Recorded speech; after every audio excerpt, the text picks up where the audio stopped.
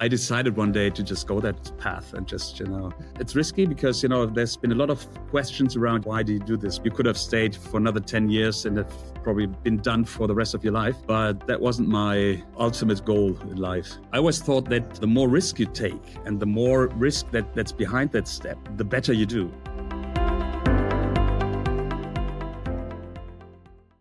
Hey everyone, welcome back to the What It Takes podcast. I'm joined today by Heiner Hofer. Heiner, huge welcome to you, man. How are you doing today? I'm good. It's springtime in Germany, so very short winter, which is good. Yeah, not bad. Early spring then. Yeah, we have plus whatever, 18, 17 degrees, so it's a bit scary because, winter used to be different. Yeah.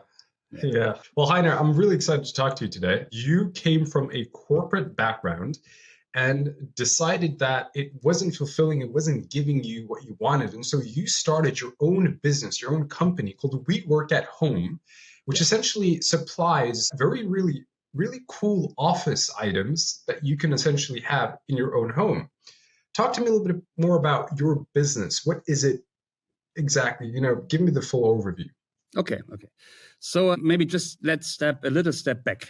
I was, as you said, working for corporates, being also a strategy consultant for quite a long time. And I always actually had the vision of, doing my own stuff, founding a company, and also always with the idea of doing something tangible, products. Let's make it simple. And for answering your question is, I was always kind of, struggling with the big corporate world, a lot of politics and stuff, and had also seen, and coming back to We Work at Home, actually 5 years ago or so, when we started doing a lot of mobile work, not only in home office, but also in other surroundings, I saw and thought that there must be a better solution for people who work remote, just being at home and these days, at least, when they gave you a laptop, a computer, sometimes a second screen, but that was it. So we thought, hey, there must be something you can take home, you can work with, and especially when working in a shared environment, like maybe the kitchen table, the sleeping room, whatever. So we came up with the idea of doing something that could be mobile, and that's one of our claims: make work for people at home. That was the first idea. Easy. Yeah. Very simple. So this really is the products that you offer. I mean, you showed me, and I also checked out your website, which is really cool. You have, the background, which you're using right now, which is one of the products that you have, but you also have this sort of like a shield to have in front of you where you can have a monitor, a screen, TV, you can adjust the lights, all of this. And this came, you said 5 years ago. This was during COVID times, I imagine. It was actually before COVID. So working at home requires actually, more than, let's start differently. When we had the first idea, it was, building a box like you find those phone booths you find in every office. I think there's thousands of suppliers right now. Do something similar you could also use at home. With challenges, we still have that product actually in our, I would say, backlog. So we started with a huge box, which is also mobile, because in an office you set up that stuff, and it's like in a corner, and that's it, and it's going to be there for ages. At home, you have to be mobile. You have to put it, if it's in your sleeping room, sometimes you might need it in your living room. So we started with that idea.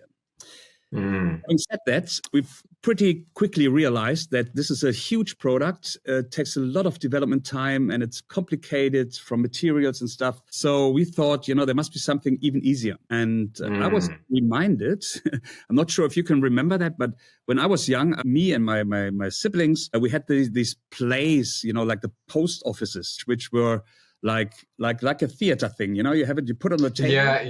Yes. We had it in Germany, at least. Okay, you open the sides and you sit in a kind of a fake little post office, and that came up to my mind, and I said, okay, why don't we make a product that is pretty similar to that kind of play, whatever, toy that you used to have at home. So you just put it on the table, you open it, and you suddenly emerge into a new world, which would be the board kind of world. So that was the first idea we had. Okay, we said, why not do something similar to that, which you can easily, with a single hand, put on any table. You can open it, and everything or anything you practically need for work, and you mentioned a couple of things, would be at hand, and so we thought about, what are the basics, and that's where we're still at. The basics you need for a professional and easy or simple or smart, whatever you name it, work environment. And so we came up with a couple of ideas. We still have I think 1,000 more. And the first thing typically is having power supply. It sounds so stupid or simple, but many people, or many times, you sit at home and you're doing your web conference like we do right now, and you're running out of power because you're sitting at your table.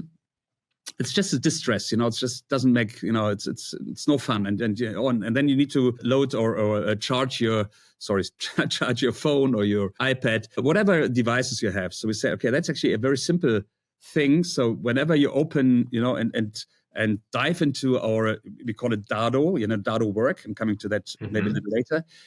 You should have the simple things at hand. So we were not thinking of, high-tech digital devices, but simple stuff. Second was, next to power supply, was sitting in an environment where you can concentrate. As I said, or you just, imagine that phone, that post office, same story. So you're sitting in your own little world. You're more concentrated. You have less noise or acoustics distraction, because our acoustics was important as well. So we did a lot of development to acoustics. So working without, looking across the table, seeing your kids run around, or your wife or whoever may be in your life, stuff that just distract you and that makes your work harder at home. So that's what. Secondly. And next to that, we thought of, what are the main use cases at home? I was sitting in, let's say, sometimes 7, 8, 10 hours, and even pre-COVID, but COVID of course made it worse, in video conferences or any web-based stuff. And so we thought, okay, so what we need is next to the acoustics and the concentration, you need good lights and good video lights. And you mentioned it also a wall. So we have a back wall, or a wall that kind of makes your background more professional. And it's not that the stuff where you have half of your ears and stuff. So we also developed a wall, and so it came from one step to another to make a very simple, easy product, but that addresses the major issues when working at home. Yeah. And I think, yeah, you're really hitting the nail on the coffin there, because when it comes to especially the part about focus, right? I mean, even in the office space, when I used to work in the company in London, one of the things that I had to implement was a little sign, because we had an open office space. It wasn't, shielded. And I had to have a note saying, "Do not disturb me," because if someone disturbed me with "Hey, can I just have a minute, a quick question?" that took me out of that focus, right? And it's very distracting. And so it does solve a huge need that I think a lot of people have, but it also creates this separation, right? From, your living room or your bedroom, giving you that own office vibe. One thing, Heiner, I'm curious about is obviously your background, right? Because you come from a corporate background, you held some very high positions, and, give me a little bit of a rundown in terms of your background prior to starting We Work at Home. Good. I wanted to talk a lot more about the product, but I can do that later. We'll get back to that. We'll get back to that. Sometimes very simple, but no, come back to my background. Yes, you're right. I was a partner or senior partner in a couple of consulting firms. I was a manager for the largest European or insurance company. So I've done a lot of stuff, and I always thought, I've done a lot of stuff. I've seen it all. I've been everywhere around the world, more or less. And so maybe like many people I've seen along my professional life, there were two major triggers. One was actually, I wouldn't say the boredom, but I always thought, okay, stuff repeats. And it's been in large corporates. I've always felt there's so much politics, so much administration, and so much stuff that actually distracts me from doing what I want. The higher you climb up the ladder, of course, the less work you do, but the more politics. So that was one thing. And the other thing, and I've talked about this before, was actually a very personal trigger. Coming a little older, I've got 3 kids, family, and of course, hopefully still a lot of friends. And I always thought, what I'm going to tell at the end of my professional life, if they ask me, what have you done? So what was your purpose? Yeah. It's a purpose thing, but it's also a very personal story. So I said, I couldn't tell it. I could say I was in a corporate. I did financial services and stuff, but it was not really tangible. So I decided that I need to do something I can kind of easily explain, maybe make myself and my family a bit more proud of what I do. And so that was actually funny, but the major trigger, it wasn't money, it wasn't fame or something. So just being able to, when you finish your life or your professional life, saying, okay, I've done it, I've done this, and this is something you can understand, and my kids can understand why I've done this. Yeah. So your kids you really wanted to leave a legacy and have something, or not necessarily legacy, but you wanted to tell your kids that you did something more than just a regular job. Yeah, maybe not only my kids, maybe that's just an excuse, but it's true. My kids, and maybe also to myself. It's been, yes. As I said, I've been pretty, as you said, on important or exposed positions. And the more you do that, and the more you get into that world of getting a lot of money, and it's very simple, and it's been a good success story. But the more you ask yourself, I guess, and many of my coworkers and peers probably do have the same thoughts from time to time. And as I'm a person that never hesitates, I decided one day to just go that path and just, I haven't I didn't say, okay, that's it. But I just said, okay, there was an opportunity, of course, and a couple of friends of mine who encouraged me to do this. So I just said, okay, I'd just do it and just go full risk. Good friends. Yeah, and I know it's risky. It's risky because there's been a lot of questions around why do you do this? Because you could have stayed for another 10 years and have probably been done for the rest of your life, but that wasn't my, I say, ultimate goal in life. And I think that's an interesting thing that I'd love to explore with you, Heiner. I mean, it's the fact that you had a stable job, right? You were making decent money, and you decided at a later stage in your life, right? I mean, because it's different for a young individual who doesn't have the same responsibilities like you do, right? A family, you got kids, home expenses, a lot more than a young person would have. Taking that risk of saying, I'm going to start my own business. What was going through your head? I mean, was there a level of hesitation? Was there, how did you approach the risk factor there? How did you make that decision to take that leap? Yeah, that's a pretty good question. I mean, when you start your own business, and that probably holds true for every entrepreneur, you always underestimate the risk that comes along and the hurdles. But be honest. There's a lot of you come from a very safe, as you said, secure world, and it's very true. The older you get, the more responsibilities and the more obligations you have, financially or you name it. But I always thought that the more risk you take and the more risk that's behind that step, probably the better you do, and the more because it pushes you, of course, and it makes every step you do probably a bit more thought through. And I was always relying on my experience, and I always thought that when you do that and you don't feel the risk and you don't feel that there's a lot of pain and could be pain and there's could also go wrong. I mean, be honest, we don't know if we're going to be successful in 5 or 10 years or still. You have to take that risk, and that was always on my mind. That it's probably I'm not sure. You probably would say there's no free lunch or whatever. There's a lot of probably good expressions in English. But you have to feel it, and I think I always felt that that's the way you have to do it. It's if there's no risk, I wouldn't have done it. If you know what I mean. That's the simple equation.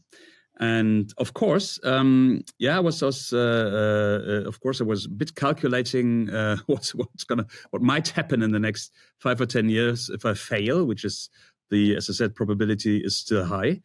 Of course, when you've done or when you've worked for a couple of strategy consultancies or the corporates, you have a bit of money and of course something on your account that you can use, which is probably easier on that point than for many young people who start with nearly nothing. So that's even riskier. I don't know. And also, of course, it's always a matter of the business model. We decided, as I said to you earlier, I was going for bootstrapping from the very first point. So there's no investor in my company right until now.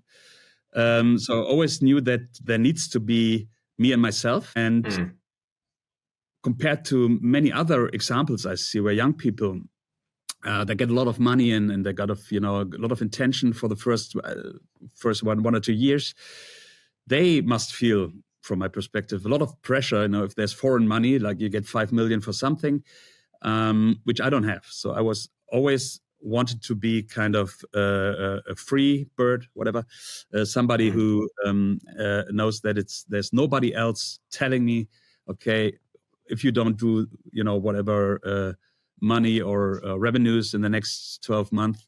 So there's no pressure on that side, which I very much enjoy. But And so obviously, you didn't want that pressure, and you realized that the corporate life it wasn't fulfilling enough. So you took that risk, and you mentioned that risk was, if it didn't have risk, then it wasn't worth pursuing. And you also mentioned that you had money saved up at this point, right? Yeah. What were some of for someone who wants to start a business, what would you say are some of the things that they should consider before doing what you did? You mentioned money. You mentioned that there should be a little risk involved. Yeah. But what are some of the things that someone should consider? Okay. First of all, of course, money is always a key point. Whatever you do, and when our business model is we're not high-tech IT investors or not developing a very expensive software. So first of all, it depends on your business model, of course. But you need a long breath, as we would say, and your business plans will probably always take longer to come to a successful moment than you would have thought. So you need someone or some how would you say, money in your account, So they need something, and if you don't have it for yourself, I think it's very important to very early find a partner that supports you. And a mistake we made in the very early days, get someone on board who knows the business, and not only money. Money is very, how to say that? Money can get you on a wrong path if it's only money. So get and spend the time to search for the one or the two or the three persons who can not only support you money-wise, but also with advice, knowledge, and networks. So this would be my number one advice. I've seen a lot of young entrepreneurs stumble into some business models, getting money from big investors, and maybe also selling their soul very early. So money is important, but it needs to come from the right people. And money is not the number one thing. The number one thing is knowing whom you're going to work with, who's going to be your mentor maybe, and who's going to support you, not only because of the money he might get into return, but support you for a longer time. Yeah. And because it's going to be hard times. It's going to be times when, my business plan, for example, it was mine, so nobody else asked me about it, but it's the first business plan. If I show you this one today, you would start laughing or crying. I don't know, because things turned out to be so different. And so I always said, okay, that's just the way it goes. It's my responsibility, and it's my money, of course. And you kind of need to find somebody who's as passionate, as you for the product, and who's not looking for a sprint, Probably the number one advice for everyone.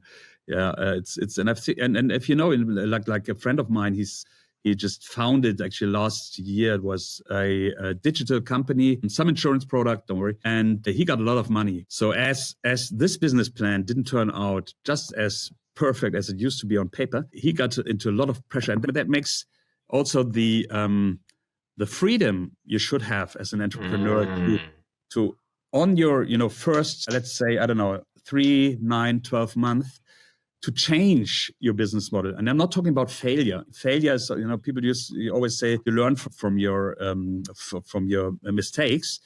It's of course you should do that as well, but it's just being able to change the path you're on. We've done so many changes in our products, but in our clients, in our target groups and stuff. That sometimes, if you're too early, bind yourself to a person, especially those investors giving you 5, 10 million, whatever, you might not be able to do that. Or you might feel too much pressure to change, things. Yeah. Even though you're on the wrong path, you have to, and sometimes minor changes. So that's probably one of the big things I would recommend for every entrepreneur. And the other things, just to make one more point, comes back to that business plan or operational plan you might have in your mind. You sometimes think that, or even investors hope for that, or looking for that a good plan and a laid out plan is everything you need. And it's I think that's typically not worth the paper sometimes that you produce. I would just go for it. Just do it and be willing to, be flexible, or whatever you may call it, and just start. Because everything that you plan and everything that you try to do conceptually wise, whatever might work, but my experience is you just have to go out and just, put yourself in front of your product, your business, and just see what's going to happen. And that's the learning curve you need. That's also the fun in being an entrepreneur. And, one thing that you're mentioning there, right, with investors is you do get that external pressure. And I think that one thing that most entrepreneurs that I've spoken to have in common is this desire for freedom. Yeah. A lot of them, they want that ability to choose what to do. It's like it's their products, their future, it's their vision. When you do have those outside investors, sure, you created an original business plan, it didn't work, now you have to change it. And it's because you have these external investors coming in and they all have a stake in it, right? And so they're going to say, you should do this or this and this. And it's like, well, no, I kind of want to try this out, but you can't because of that pressure. The one thing, Heiner, though, that really stood out with you was your enthusiasm for the product, for what you were doing. I remember I really noticed that on our first call. You clearly have a strong passion for this. Did you feel that passion before you started WeWork at Home? Like, where did this passion come from? How did you realize that this is what you wanted to do? I mean, you mentioned that the politics drove you away and some of the boring work in the business, but this enthusiasm that you have for the business, I mean, it's amazing. It's a simple answer. It's in my DNA. It's my genetics. I'm always very passionate, and it's also something that is coming back to one of the first questions. I'm always trying to develop the best product, the best service, and always try to live in that what I'm doing here. So. But that's my personality. That's something that it's probably not very much, or you might not be successful with that kind of approach in a big firm, because there's so much structure and other skills that might be required. But being an entrepreneur, I think this is one of the key skills, or key traits you have to probably bring alongside. So if you just do this for being, the richest person on earth, and there's some, of course, on earth who are trying to do that, but I don't think you're gonna be successful. So at least it's not my path. So always trying to the products I do, and the longer I'm thinking about my products, the more passion I actually develop. So. So I think that's very important, and it's of course not every day and not 7 days a week. So sometimes you think, oh God, what am I going to do here? but I think you need to have a certain amount of passion. And so just to answer that question, it's just my personality. Yeah, Yeah. you're born with it, huh? And so you then at some point realize that I don't want to work here. I want to become an entrepreneur. I want to build up this product. What was it? Created a business plan, but how did that transition look like? I mean, from the day you left your job to now working full time, what was the biggest difference that you noticed?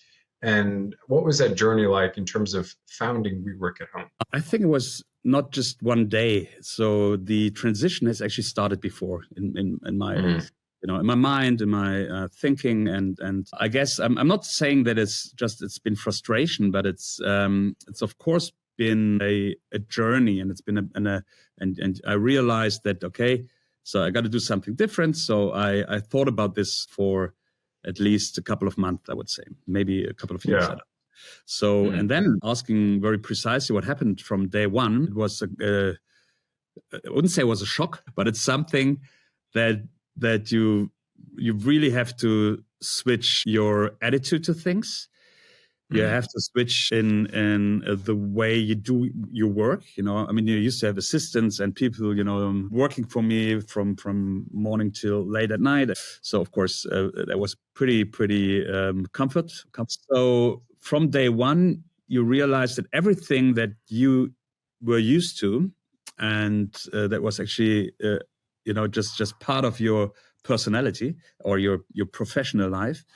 Um, you had to think it over, and you had sometimes do it yourself. Of course, yeah.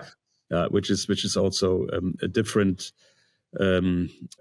situation. Maybe the simple stuff like, of course, developing a strategy, which I was used to. But everything that used to be in my back office was suddenly by myself. I used to have a partner, so we were actually two people founding the company, and very early we started to get some support.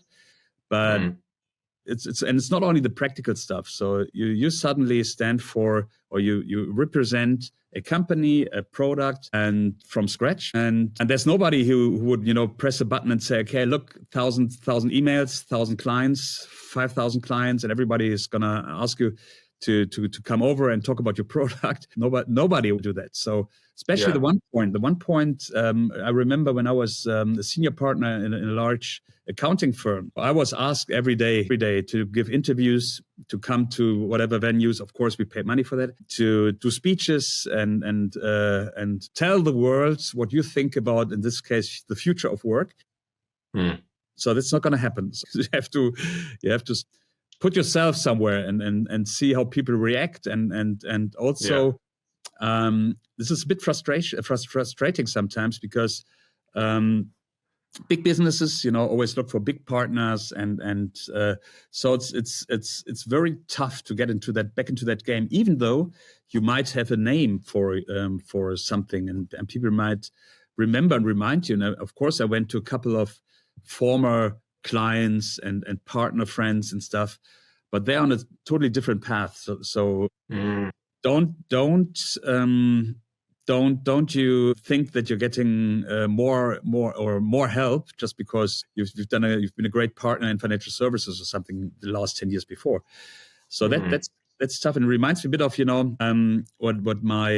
what I've always seen. Then when people retire, probably same mm, situation, mm, they suddenly find that a lot of friends they used to have and a lot of relationships that they used to have were merely based on business factors and business matters. But right. yeah, but what is more important, and that's really very tough sometimes to learn, and also hard to maintain, is the question: who is really on your side, and who's on your side because it's you and it's your idea and whatever. Mm, So that was a big change, and a big mm, and a as I said, maybe a shocking moment sometimes. mm. And yeah, but yeah, then you know who are your friends and who are the ones who want to support you, and goes maybe a little or some steps along that way with you. So I that think, was yeah, when it comes to entrepreneurship, I think in the beginning, obviously, a lot of people are going to root for you, and I think there have there is a transition that happens, right? Because a lot of people talk about ideas all the time, but very few people yeah, have what it takes yeah, to actually execute on their ideas and really go for it and do it, right? And I think that often when an entrepreneur, first of all, when they do it, but second of all, they start seeing progress and hopefully they succeed. Once that happens, you really see who are your real friends, right? Because a lot of the people that cheered for you in the beginning, they're cheering for their own sort of, oh yeah, I have that idea, and I had an idea, and I wish I could do it, or I see him doing it. But then once you succeed, you almost become a reflection or a shadow of their insecurities, right? And it's that's a that very good point point. you realize who are your real ones, who are your closest friends. I think everyone goes through that. Yeah, and also just one thing to add this point. It's also what you also find is that you said there's a lot of people who talk about ideas and talk about doing that stuff, and even in politics, whatever you mentioned. But when you do things and when you really put yourself in front of something, you develop a product, you have an idea. It's not only that some people, you see, okay, the network you used to have is not as reliable as it used to be. There's also quite a few people who, I would say, I'm not saying wishing you the worst, but who think probably from their own position, who kind of, would you say jealous? I don't know, but you experience that kind of, that's actually my take. So, and you find so many critics and so many people who will tell you why this is not going to work. So have you thought of, and there's also one thing I always say, and I always say, don't worry about it, is you've got an idea, you want to do this, and you're going to hear the sentence like, oh, that's been here before. That's not unique. And that's actually, and I always say, and if it's here and somebody else is going to do it, it's going to be something that's good for me, because then it proves that the idea is right. And the only thing I want to do here is make it a little bit better. Like we do, we offer a superb service. That was always our intention. One of our products, for example, if you have a failure in our products, we promise our clients they're going to get a new product within 24 hours. What we have is we do a different service level, which maybe many other companies, especially when they come from cheap production countries, never going to offer. So we're just going to do stuff a little different, a little more passionate, maybe. So who cares? But don't worry too much about those people who tell you that this has been here before and so it's not new or whatever. That's going to happen a lot. I think as an entrepreneur, you have to obviously really believe and have passion for what you want to do. But I think when it comes to others who, come with insecurities or oh, you shouldn't do this or that, or that's risky. I've experienced that, right? When I left my job, individuals told me, are you sure? And I get it. But then they kind of move on and say, well, that's not smart. And I'm like, what do you know, right? Like, and then I'd look at their lives and I'd be like, I don't want to live your life. I don't want to do what you did. That's for sure. So you're not in no position to tell me how to live my life, right? That's probably that personal frustration. That's what I think sometimes, Yeah, absolutely. And I think it's biases and people's frame of references and perspectives. And also, Darren, just one thing, that's also a lot of cultural differences. I've been working a lot and studying in America and the US, there's a lot of stuff you can talk about the USA right now, but they have a lot of passion and they go for it, and they just, and when you ask them and you say, I've got an idea, you will always hear a positive feedback, and people will, at least maybe on the surface, but they support you. And in Central Europe, especially in Germany, it's probably vice versa. So it's always, they think, what can I say that's why this is not going to work? So this is my question. So it's even tougher to just stand by yourself and then just go through it. Now, obviously, there are a lot of upsides with entrepreneurship, right? But there are also some downsides. Talk to me a little bit about some of the challenges that you faced in growing and building WeWork at Home. Yeah.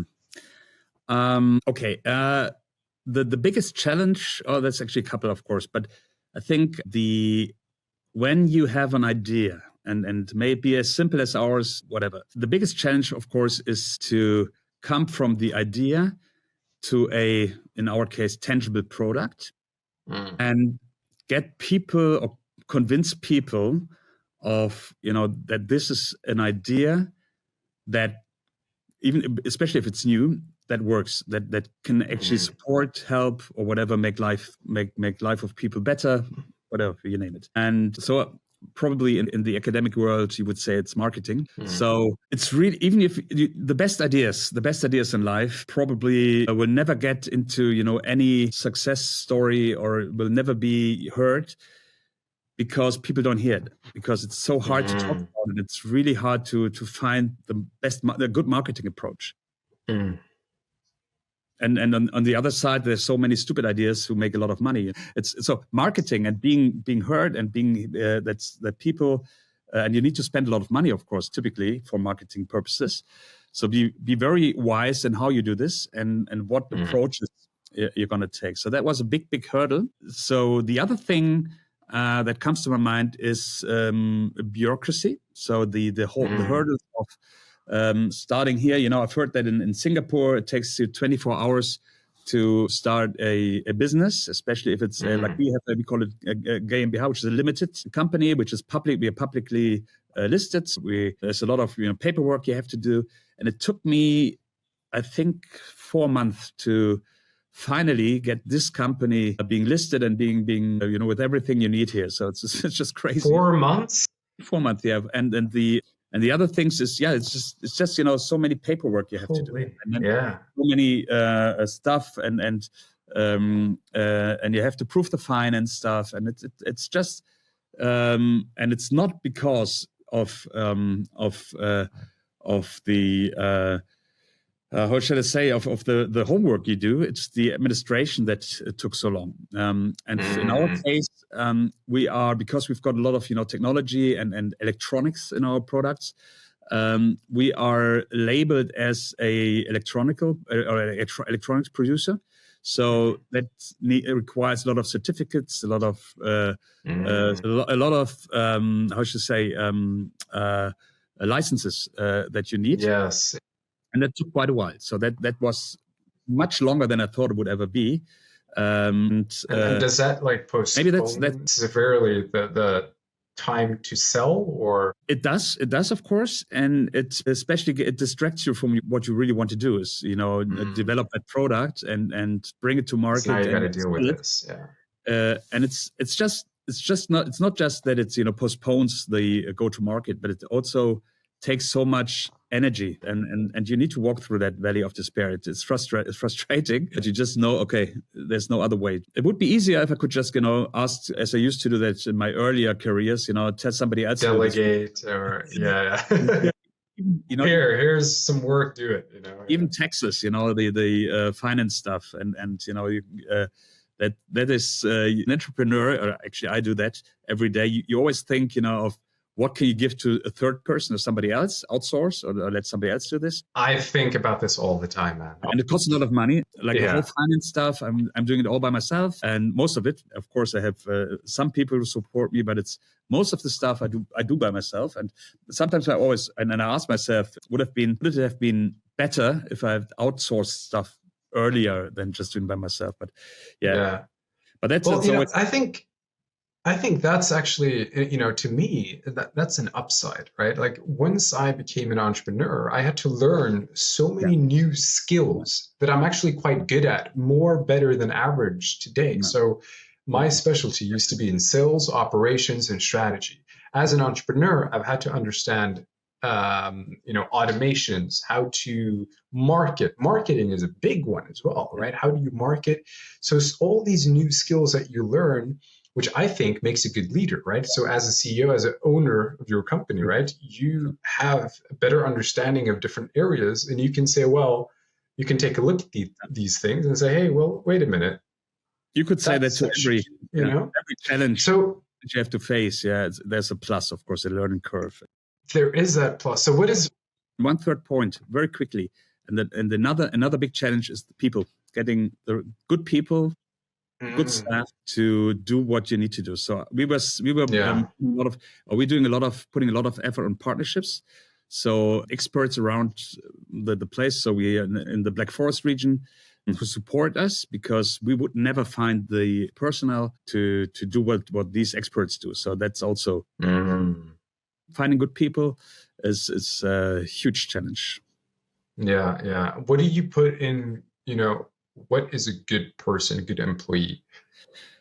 That's also a very tough question, but it's not the one for me who's the best finance guy or the best product developer.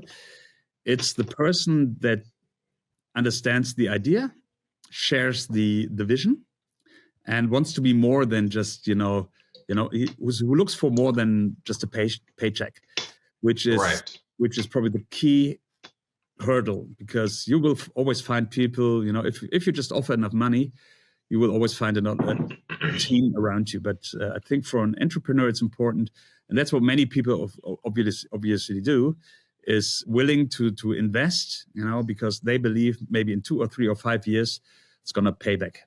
No? Yeah. And it's to me, it sounds like you need people who share similar values to you, right? Who are value driven and are focused on that delayed gratification. They don't want a quick win. It's like, it's and also not just the same values. It sounds a bit like, you're like a homogeneous group of the same values, same people. Also would be my advice, look for people who come from different backgrounds, who might could also be critical, but who kind of fill the gaps that you have. As you said, I'm a passionate guy, I'm a creative maybe, and I'm very quick and stuff. And I need people around me that kind of slow me down, and say, okay, like we had a discussion this morning, like, don't come with too many ideas every day, please. Let's do it on a Friday morning. So we agreed on, just putting the ideas on we have a big wall, a white wall, white screen stuff. So we put the ideas on the wall and we decided today we're going to talk about this on a Friday. So saying this, you also need people who kind of, support you. You complement each other. Yeah. So and that makes a good team, maybe. I don't know. No. Nice. Now, obviously you're not going to slow down. You mentioned your passion for this product. What is your vision for We Work at Home? Let's focus a little bit more on the actual product side and your vision. Where do you hope to go? What is it that you hope to achieve? What do you want to develop? Yeah. We'll start with the first. So like, what is it that you, what is your vision for this business? The vision is to, and we have a time kind of frame in the next 3 to 5 years, be a company that Nessa said, that's our slogan, make working life for all those remote workers easier, have a set of products and have a, of course, also there's a couple of numbers behind it. I'm not going to talk about these. Have a company that makes me and everyone who's around me just happy, and be known as the people who help you in that kind of, in that area of future of work. So it's not a very fancy vision. I'm not talking about, and this is on purpose, not about, we're going to be the biggest producer of, and going to be the largest, or the change the world, change the world. No, it's a very simple vision, and it comes back to, the people and the values that we want to share, and that's actually kicking off pretty well, because we see a lot of people and clients around us, and we have, of course, not so many clients, but we have clients, which is good. We're starting to grow the business, and very much, we nourish from the feedback that we get, kind of the stuff. And if you ask me very practical things, I'm not going to sell the company. I'm not here to have an exit strategy. We want to build up a business, and maybe with a set of 10 or 5 to 10 more products, and having a decent revenue, and that's more or less it. It's not more and not.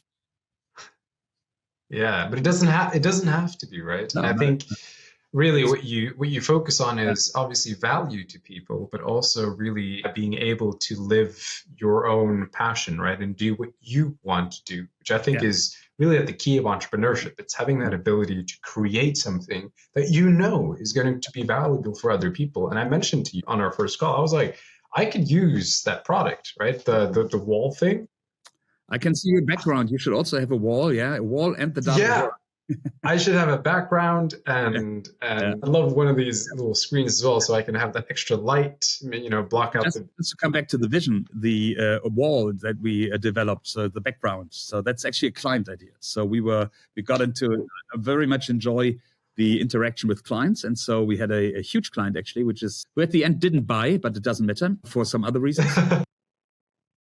Which I don't know, but we had a discussion, and the client said, "Hey, we always have the problem that when video conferences, you have the digital background stuff, and it's really annoying, and it doesn't really I don't work." like those digital. So we were thinking of something practical that you can actually mobile again, that you can use to have a professional background. You don't see the pictures on the wall or where you live, and especially when you're at home. So do you have a product in mind or in your inventory or in your store? And we said, of course, yes, we do. We didn't have it, so but you developed it, yeah. It took us half a day to think about it, and we developed the product. So we presented it to clients in the meanwhile. So no, it took us just half a day because we thought there must be something, and so it was a client idea. So that's also part of our journey. Yeah. That's really cool that you innovate as well based on your clients' feedback, which I think is quite important, right? When you have trying to develop something, what do people want? Does it come in green? Because I have it up just behind me, or just yeah, like a green screen kind of thing. You can look at our website and you can order if you want to. Yeah, it's a green wall as well. So we actually do offer 38, I think, colors right now, and there's two basic colors which are running the most, which is the blue that you see and gray, especially in Central Europe. But we also have a green wall, which is totally green, and you can look at it. It's on the store. Yeah. Now, one thing, obviously, for remote work, right? Because this was a huge thing after COVID, and it's been continuing on. I don't know about Europe. I mean, obviously, I'm not in the corporate space anymore, so I don't have that much of an insight into how that works. But I know that in the US, I'm a little bit on X. One of the things that I see is that they're really pushing to get people back to the offices. Yeah. What is your, how do you see the future of work from home? And how does that then impact your business? First, let me say that is a very natural reaction that we see right now, and for many reasons. During COVID, and I know a couple of examples where I think, how can you do that? Companies started to send people for more than 80%, in their home offices.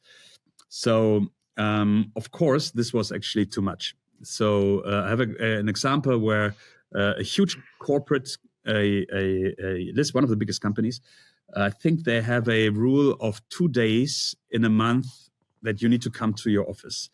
2 days in a month. Which is, because of course, people, what they do is they have administrative work to do, so they can work anywhere. But what they neglect, and that is actually it's an expression which I've learned in between, was something like, it's a very special thing. It's the, how do you say, the innovation by chance. I don't know how to translate it. So what that means actually is, next to being able to work at home, which is practically for many of us very simple, because what we do takes some, interaction with people, but you can do calls, video calls, whatever. But what you see is that going to your office is more than just working on your computer and sitting at your desk. It has a social function, but it also has a function of how we improve our business and how we want to be seen and all this human-based stuff, So this is missing. And from my perspective, and especially for the leadership of a company, I've seen a lot of leaders who suddenly did not really know how to do their job, because leading and being a person that needs to do strategy and develop products and everything that might be your daily work, it's really tough if you don't have people around. You can call to your table and just tell them, I've got an idea. Because when they work at home, it takes a very structured, but also it's a broken process and stuff that does so. My belief is, even though we of course profit from home office, is that you need to have a very high, not 5 days a week, of course not, but you need to have a lot of interaction, because it's a social function, and it keeps people, makes actually your company. It's part of your company, and it's also important for moving forward. Yes. Not just innovation, but everything. So I think there needs to be something. But what I've noticed, and that's my take, is if you say to your employees, okay, yeah, let's have it like this. We have Monday home office or office, whatever you want. Friday again home office, and you're going to be here Tuesday, Wednesday, Thursday, for whatever reason. That's not going to work anymore, because people start thinking of, and why should I come to the office right now? Yeah, it's a 2 hours drive, and I don't know. I'm just going to do the same stuff I'm going to do at home. So I believe that especially in leadership, people need to start thinking of the reasons why they need to have people around. So what brings me to office? So why should I be on a Monday in the office? Or so it needs to be more or less purpose or reason driven than just by what I see right now, like, okay, hey, come back 5 days a week or 4 days a week. And people are not going to buy this anymore, because people get more independent in companies, especially when you have a lack of talents. It's still going to be the case in the next years. So you need to change and need to rethink why and when shall we meet, and when is it good to stay at home? So both sides need to have a reason, and there's a lot of reasons for everything. So, but that hasn't happened before, because people were in the office from 8 till 5 or 10 or whatever, and especially in leadership, people were not thinking enough through why is it good to be here, and how work's gonna be and it's gonna happen. So this change, and I think, to come back what you said before. Yeah, there is a move back, back to the office, but it's never going to be 100% again. And that's what everybody I ask tells me. It doesn't make sense, especially, and it's not just a cost case, but a lot of offices, they just, downsized during COVID also, and they've built up the office style. So it's not going to work anyway. It's not going to work practically. And from a good company or operational point of view, it doesn't make sense. I mean, one thing that I can consider a big risk is productivity, right? I mean, I see a lot of people working from home, and they're just not as productive. They do their Zoom calls from the couch or the bed. They're like this. They're watching something, Netflix on the side. Their focus is not on work, which decreases that productivity, because you give people that freedom. And they say, well, the fix is to get them in the office where we have that accountability, you get that social aspect, you motivate each other, right? True and not true, Darren. Because in what way? Even in big corporates, I've seen people coming to work and waiting for the first 3 coffees they can drink in the morning and do their stuff. If they're not motivated, and it's a lot they're equally as unproductive. Probably, yeah. And I've been remember a CEO of a company asked me one day, how can I control? He said, control people when they're at home. Just the story you said. If they don't do their work, what are they going to do? And I said, how are you going to do it when they're in the office? He didn't have an answer. So then, even in the office, so you can measure by, okay, he's been 8 hours in the office, but I believe that the KPI of working hours is going to be less important in future, because that doesn't make sense. What does it tell you if I tell you I work 80 hours in the office? You probably think, okay, he's a hero. He's fantastic. He works a lot. But if I tell you I haven't achieved anything productive in these 80 hours, you probably, I don't know. So sometimes that is a fair point, though. Yeah, the motivation. Yes. And I think even in offices, people watch Netflix and stuff. So they whatever they do. So I think it's getting more complicated, like many things in this global world. But I think you have to put more effort in motivating people and really getting them to wanting to be productive, as you call it, or whatever it is. Yeah. And I've learned from, I think it was the IKEA founder, I forgot his name actually, but I think he said one day, maybe it was somebody else, but don't you worry. He said it's for him, it's more important to have that one big idea in a day, and that's why he starts with reading papers, relaxing, and getting his mind free, then having those 10 hours of working of piles of paper on your table, and not knowing what you've done at the end of the day, and productivity is something else. It's not just like papers per minute or something. Yeah. Now, one thing I want to ask you, Heiner, a final question for you today. What would you say it takes to succeed as an entrepreneur? Yeah. What is your sort of, what are the Actually, lessons that you've I've written learned? this And down here because I was thinking about this for a long time. I think we touched a couple of these points before. I guess my very personal take on this is, it's the vision you have and the passion and the belief to, you just want to do this, and it doesn't have, as I said, doesn't have to be that. That's why I always struggle with that question, that vision of, put on a board, like, that's going to be in 5 years. And I always hated that question, actually, in interviews. So where do you see yourself in 5 years? I don't know. Yeah, because I don't want to see myself in 5 years. I want to see myself in the next couple of whatever, and have good interactions and nice ideas and stuff. So, but you need a kind of a vision, but the vision is it's a very open vision, yeah, and it comes with passion. And the second thing, I think it's and coming with a vision, you need to believe in yourself. Don't be too critical if things don't work. It's okay. It's gonna work out. It's a marathon. It's gonna take some time. And I've looked up the word. I think you say stamina, right? That was what I was looking for. So you need to, stamina. Yeah. Even though, believe me, it's and I've learned this because I didn't believe it's going to be that way, because I always thought I'm the guy who knows much better than many others because I've got so much experience. Now things going to go wrong. So you just, it's not going to happen. Like, it's going to work out like you think in the next whatever weeks, month. So just stick to it. Stick to it. And I've read a lot of articles about this. People who don't give up. Yeah. This is going to be successful. And look what's left, what's right.